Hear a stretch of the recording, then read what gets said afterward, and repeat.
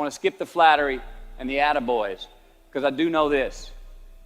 The sooner that we become less impressed with our life, with our accomplishments, with our career, with whatever that prospect is in front of us, the sooner we become less impressed and more involved with that and these things, the sooner we get a whole lot better at doing them.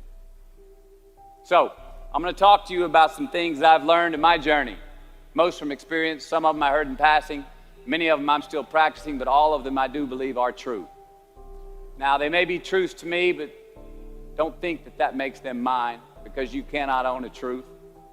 So please think of these as signposts, approaches, paradigms that give some science to satisfaction.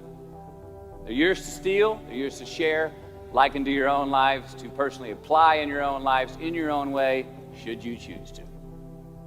So, here we go. Number one, life's not easy. Life is not easy. It is not. Don't try to make it that way. Life's not fair. It never was. It isn't now, and it won't ever be. Do not fall into the trap, the entitlement trap, of feeling like you're a victim. You are not. Get over it and get on with it. And yes, most things are more rewarding when you break a sweat to get them. Number two, I love this one. Unbelievable is the stupidest word in the dictionary. Should never come out of our mouths. Think about it. To say, oh wow, what an unbelievable play. It was an unbelievable book, an unbelievable film, an unbelievable act of courage. Really? It may be spectacular, it may be phenomenal, most excellent or outstanding, but unbelievable? Give others and yourself more credit. It just happened. You witnessed it. You just did it. Believe it. What about the other side of unbelievable? You know, that side when we humans underperform or act out of our best character. For instance, man flies a suicide jet into the World Trade Center. Millions die from diseases every day that we have cures for. Bob the Builder swears that he's going to have your house built by Thanksgiving, and you can't move in until Christmas the next year. Our best friends lie to us, and we lie to ourselves all the time. Unbelievable? I don't think so.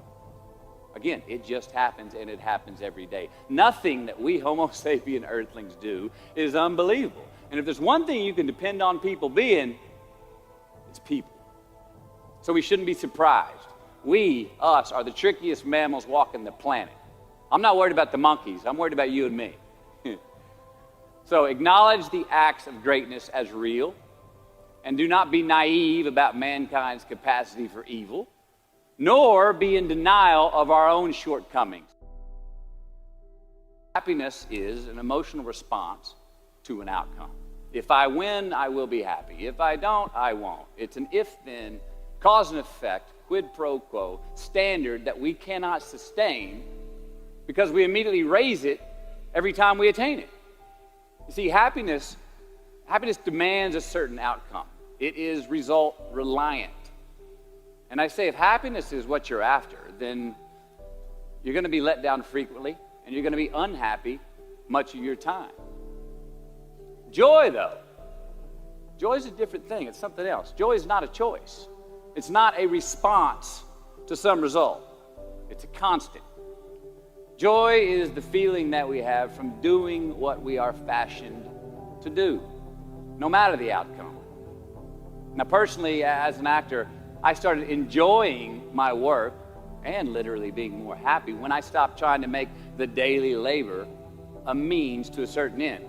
For example, I need this film to be a box office success. You know, I need my performance to be acknowledged. I need the respect of my peers.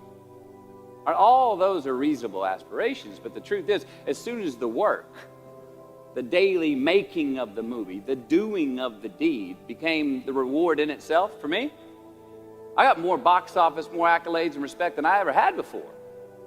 See, joy is always in process. It's under construction. It is in constant approach, alive and well in the doing of what we're fashioned to do and enjoying it. Number 4, define success for yourself. Define success for yourself. Now check this out. I'm in south of New Orleans a few years ago, and I went to a voodoo shop. And they had this wooden partition against the wall with these columns. And in these columns were all these vials of these magic potions, right? And the headings above each potion defining what they would give you were things like fertility, health, family, legal help, energy, forgiveness, money. Guess which column was empty? Money. Let's admit it. Money is king today. It's what makes the world go round. It is success. The more we have, the more successful we are, right? Now, I would argue that our cultural values have even been financialized. Humility is not in vogue anymore. It's too passive. It's a get-rich-quick on the internet, richest 15 minutes of fame world that we live in, and we see it every day. But we all want to succeed, right? So the question that we got to ask ourselves is what success is to us, what success is to you. Is it more money? That's fine. I got nothing against money. I don't. Maybe it's a healthy family.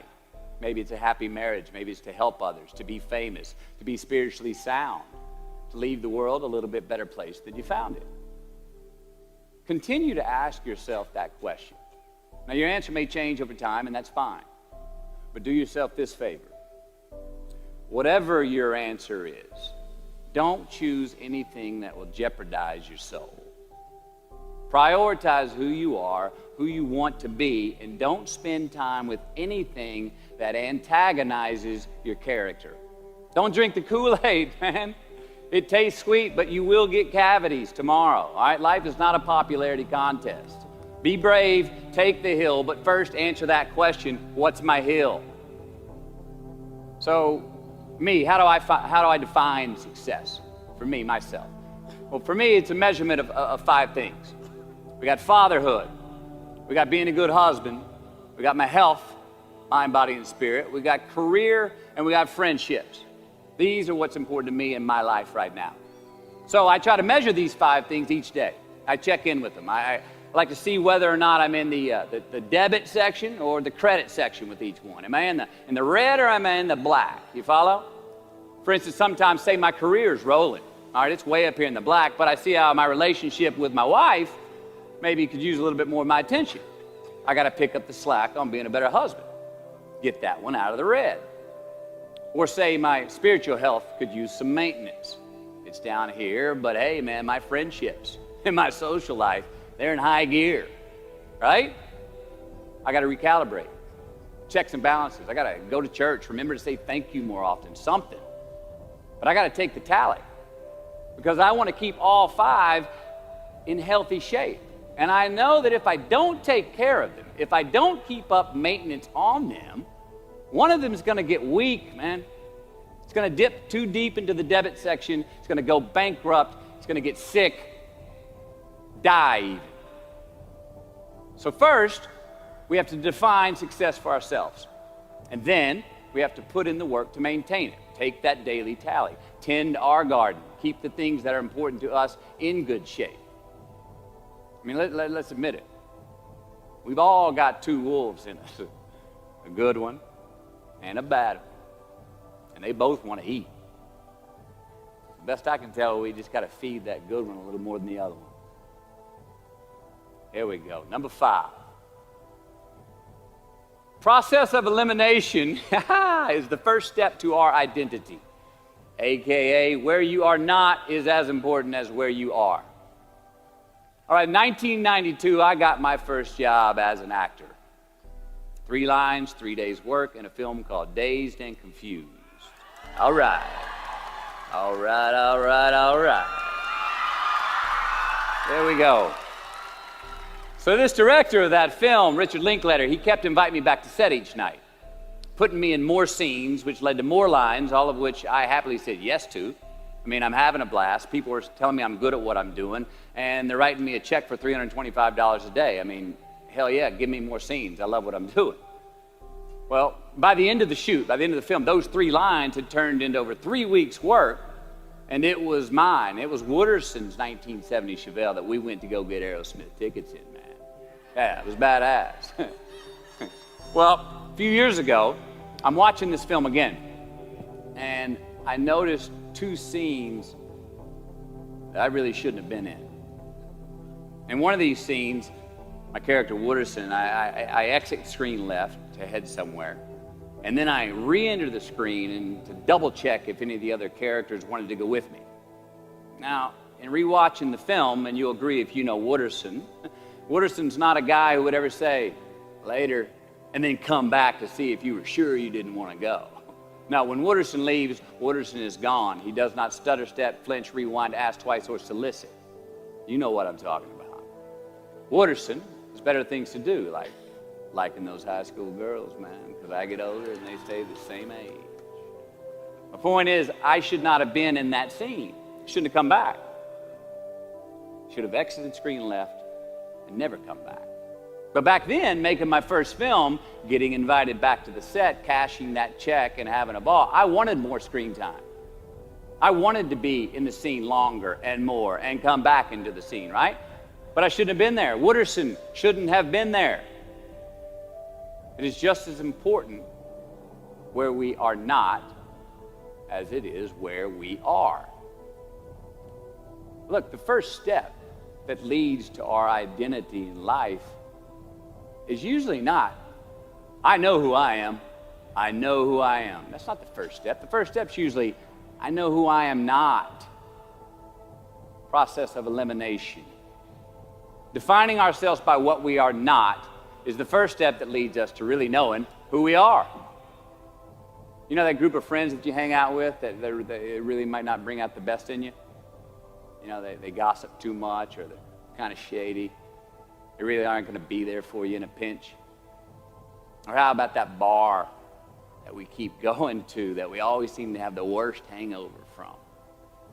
Or that computer screen, right? That computer screen that keeps giving us an excuse not to get out of the house and engage with the world and get some real human interaction.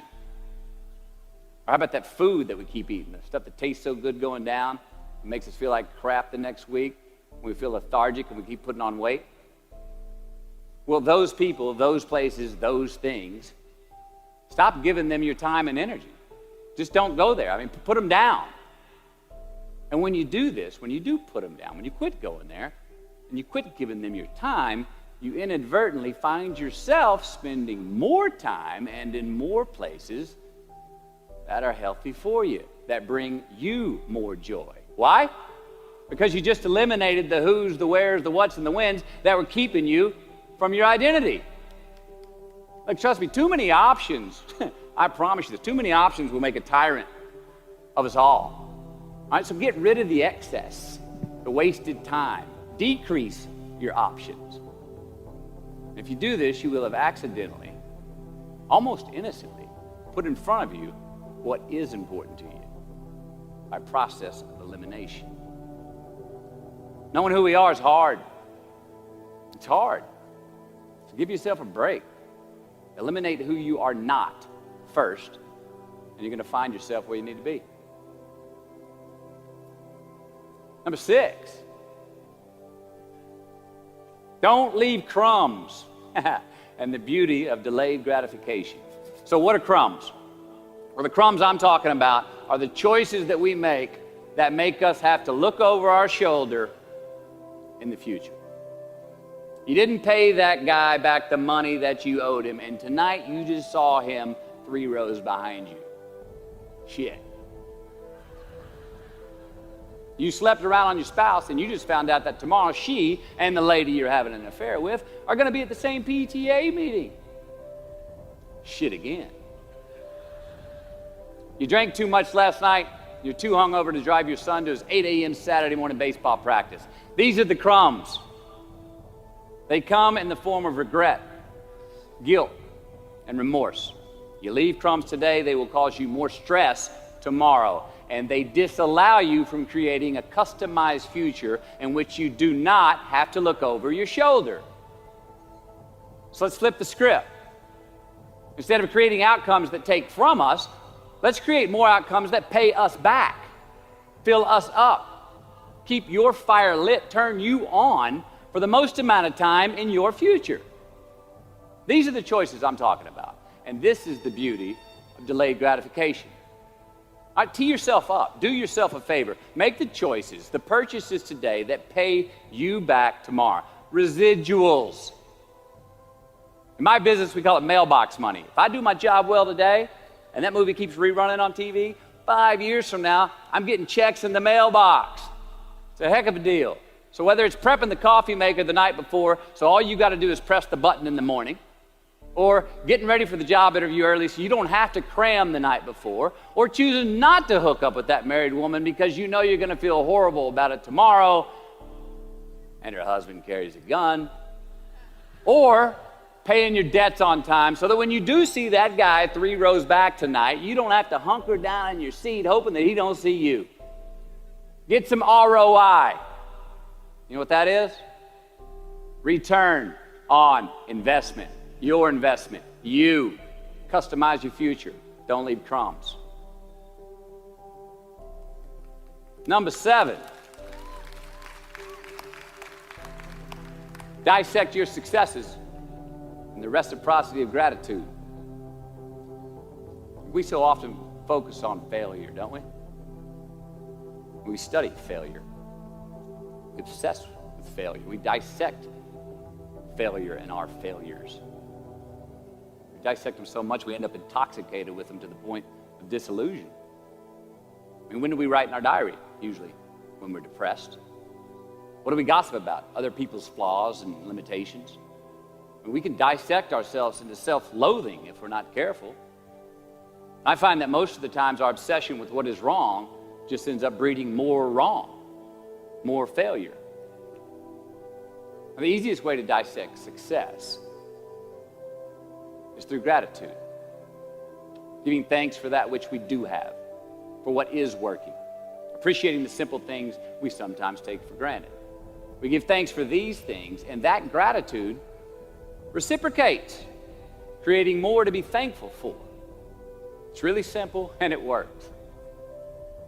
Now, I'm not saying be in denial of your failures. No, we can learn from them too, but only if we look at them constructively, as a means to reveal what we are good at, what we can get better at, what we do succeed at.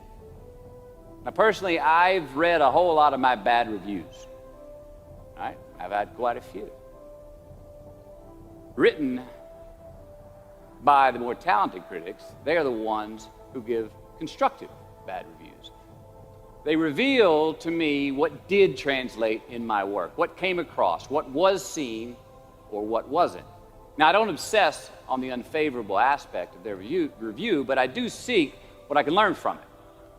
Because their displeasure actually uncovers and makes more apparent what I do well, what I am successful at, and then I dissect that.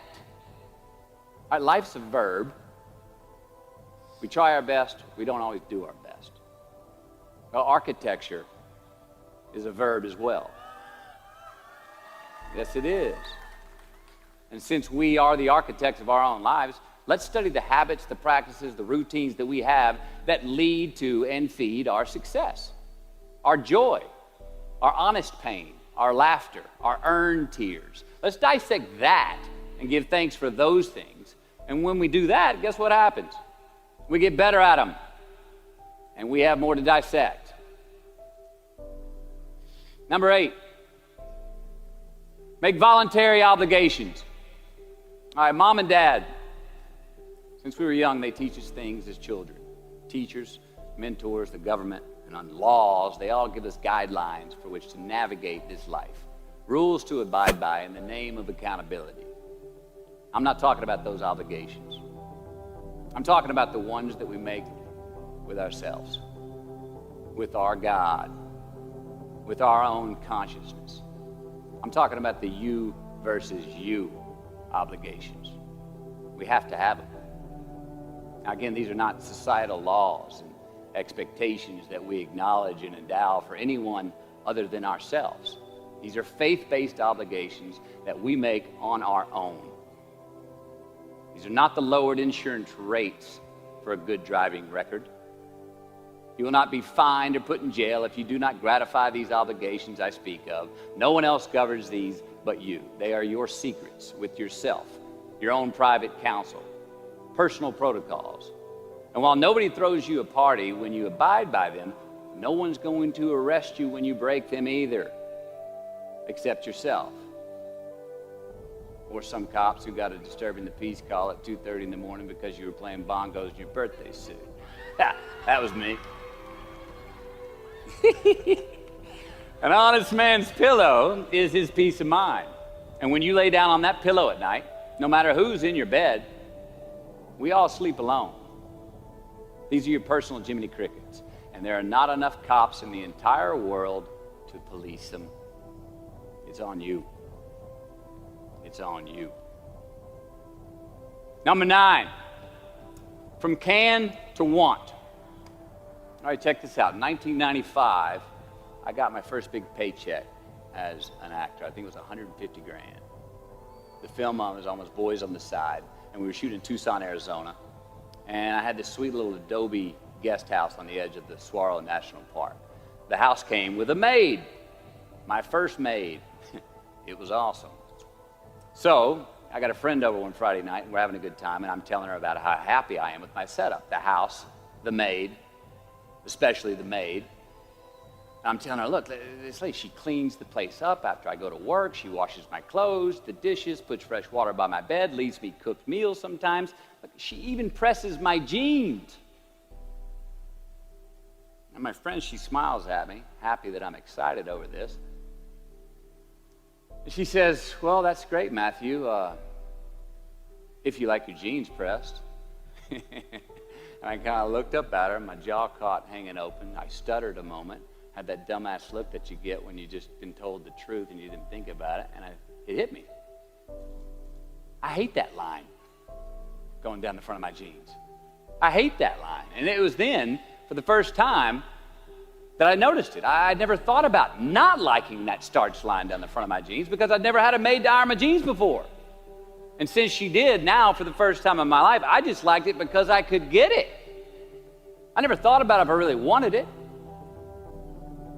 Well, I didn't want it there, that line.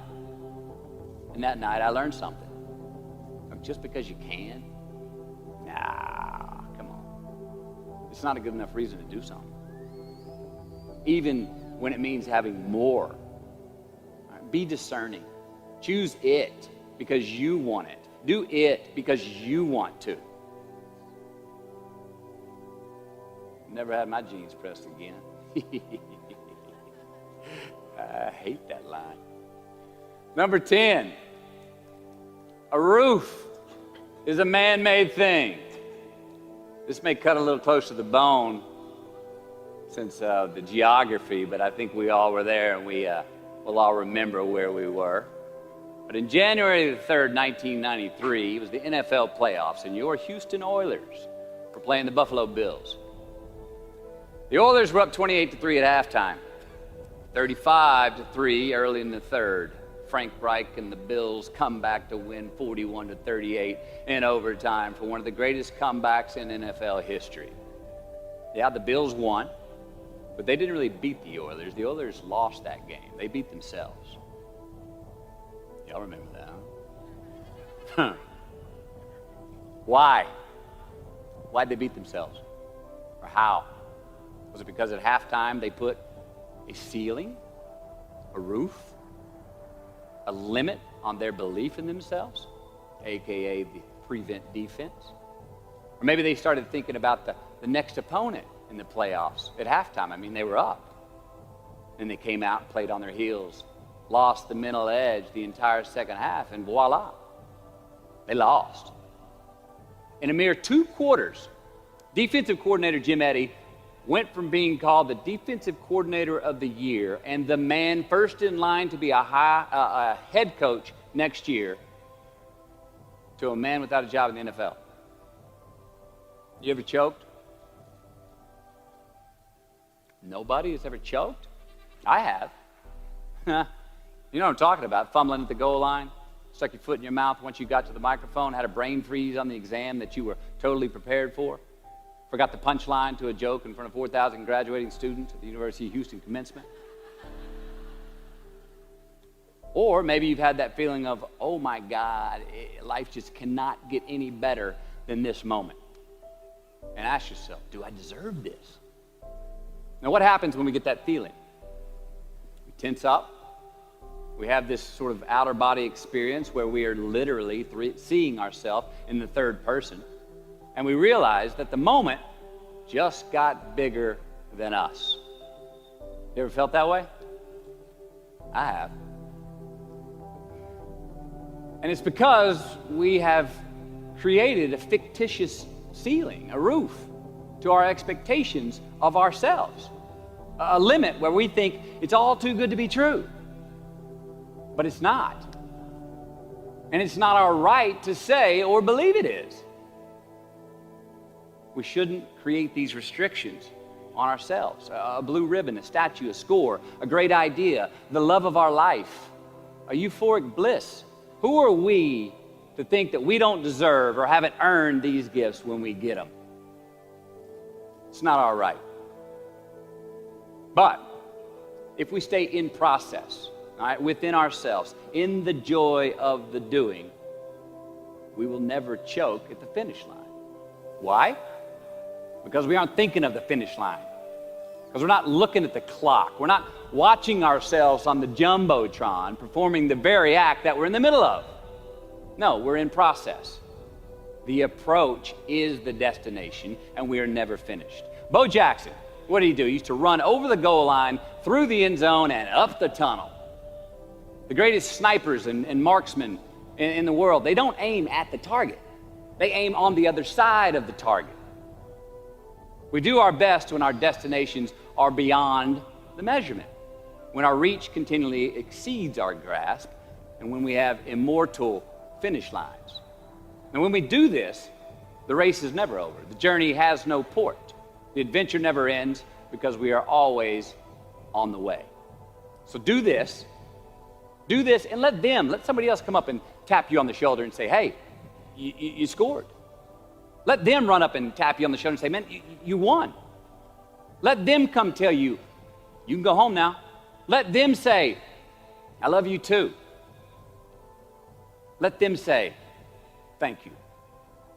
Take the lid off the man-made roofs that we put above ourselves and always play like an underdog. Here we go. Number 11, turn the page. The late and great University of Texas football coach, Darrell Royal. I don't know if y'all remember him. He won a national championship in '69. He won a couple of national championships. Hello, Darrell Royal. He was a friend of mine and a good friend of many people. Now, a lot of people looked up to this man. One of the people who looked up to him was a musician named Larry. Now, at this time in his life, Larry was in the prime of his country music career.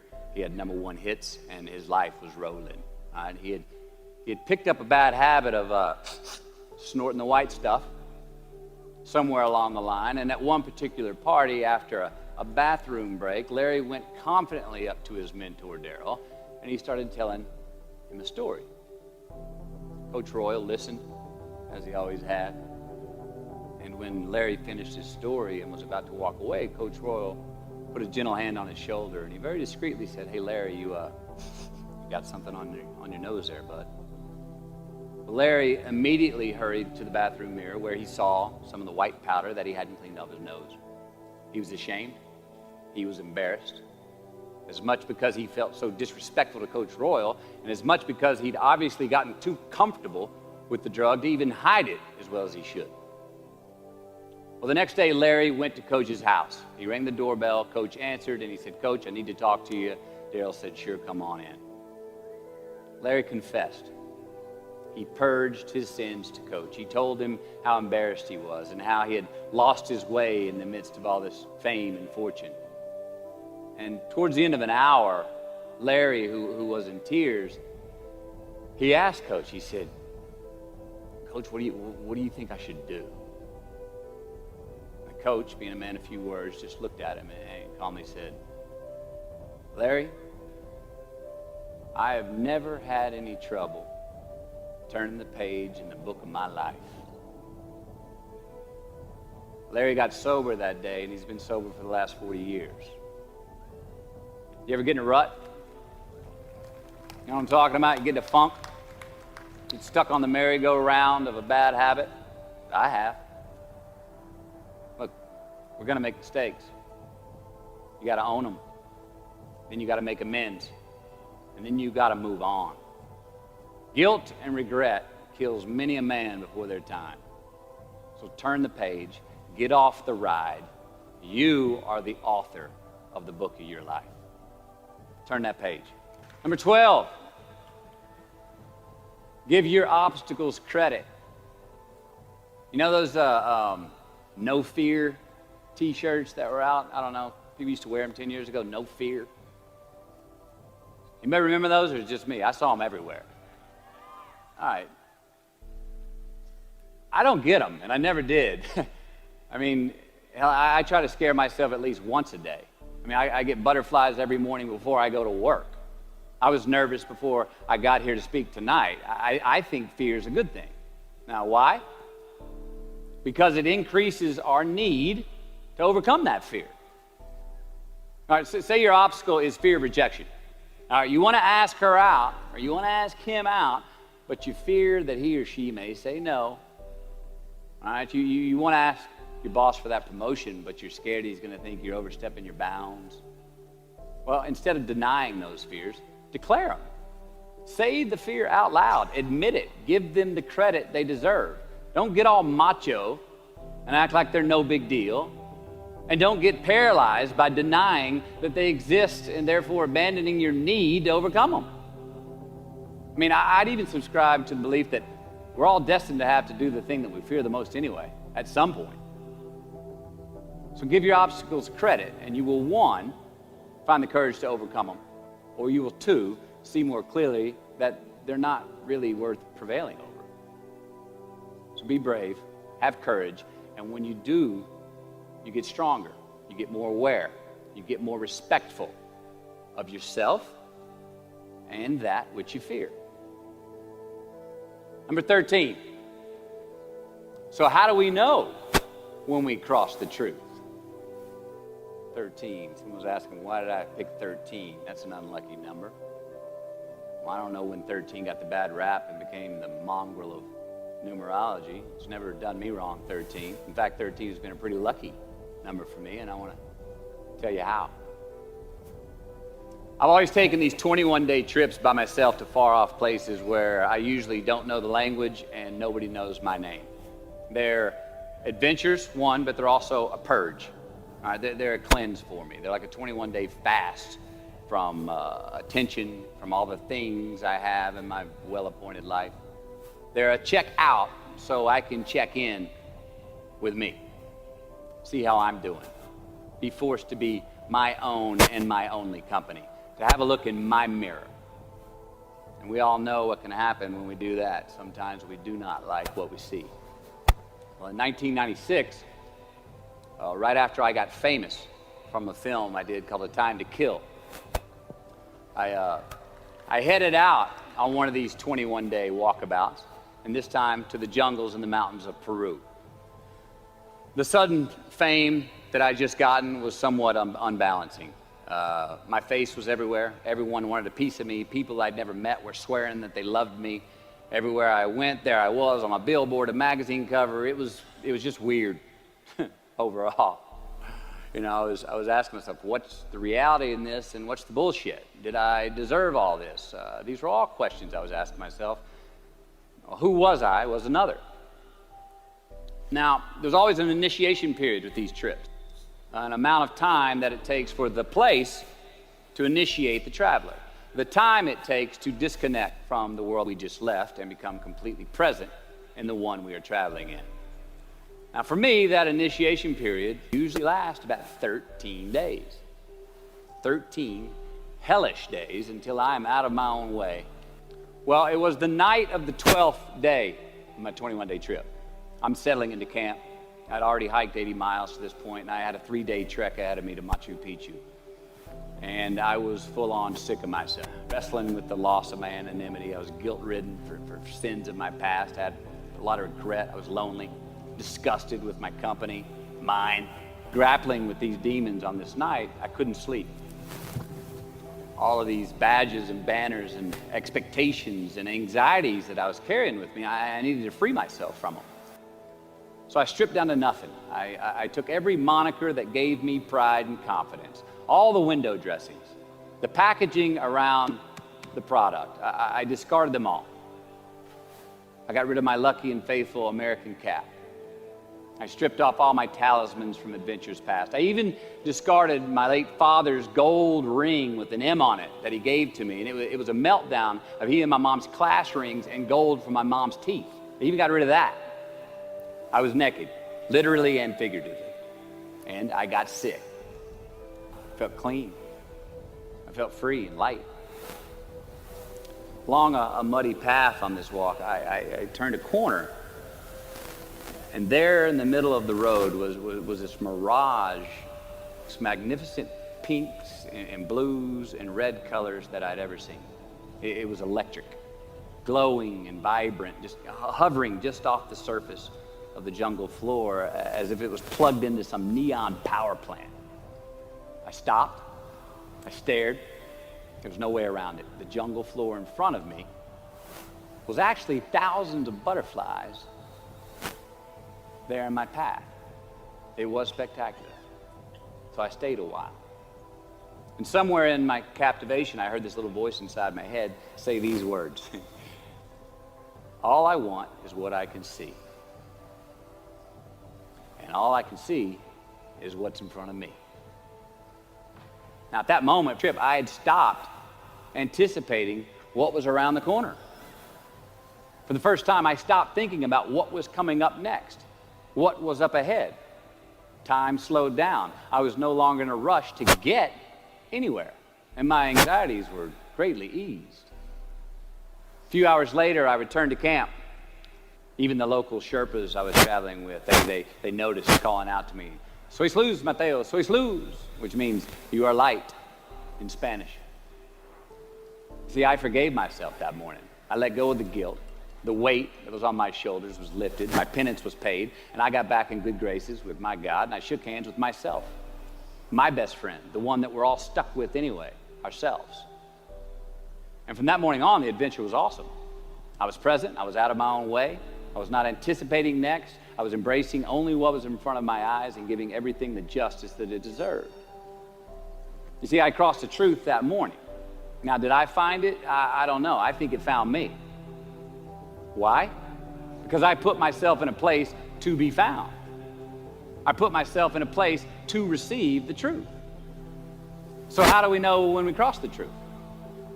Well, I think the truth's all around us all the time. I mean, I think the answer, it's always right there. I think it's all around us. We just don't always see it. We don't always grasp it, hear it, access it. Usually because we're not in the right place to do so. So what do? First, I believe we've got to put ourselves in the place to receive the truth. Let's admit it, we live in an extremely noisy world with all kinds of frequencies coming at us. We got commitments, we got deadlines, fix this, do that, plans, expectations, and they all make it hard to get clarity and peace of mind. So we have to consciously put ourselves in places to receive that clarity. Now that may be prayer, that may be meditation, that may be a walkabout, that may be being in the right company, a road trip, whatever it is for you, schedule that time. Schedule it. So, if we do that, if we hear it, if we put ourselves in a place to hear it, and we do, and it's become clear, a truth, natural and infinite, then the second part comes, which is to personalize it. Ask yourself how it works for you, how it applies to you personally, why you need it in your life specifically. And if you do that, then comes the third part. Have the patience to internalize it and get it from our intellectual head, thinking about it, and into our bones and our soul and our instinct. Now, we cannot rush this part. It does take time. So if we get that far, we've received it, we personalized it, and we've internalized it. Got to have the courage to act on it, to actually take it into our daily lives and practice it, to make it an active part of who we are and live it. We can do that. All right, if we can do that, then we have what I believe is heaven right here on earth. And that's the place where what we want is also just what we need. I mean, that's the ticket, isn't it? Think about it. I know that's where I want to live. While we're here, and they're going to run across the Jumbotron, let's make it a place where we break a sweat, where we believe, where we enjoy the process of succeeding in the places and ways that we are fashioned to, where we don't have to look over our shoulder because we're too busy doing what we're good at, voluntarily keeping our own counsel because we want to, traveling towards immortal finish lines. We write our own book, overcoming our fears. We make friends with ourselves. And that is the place that I'm talking about.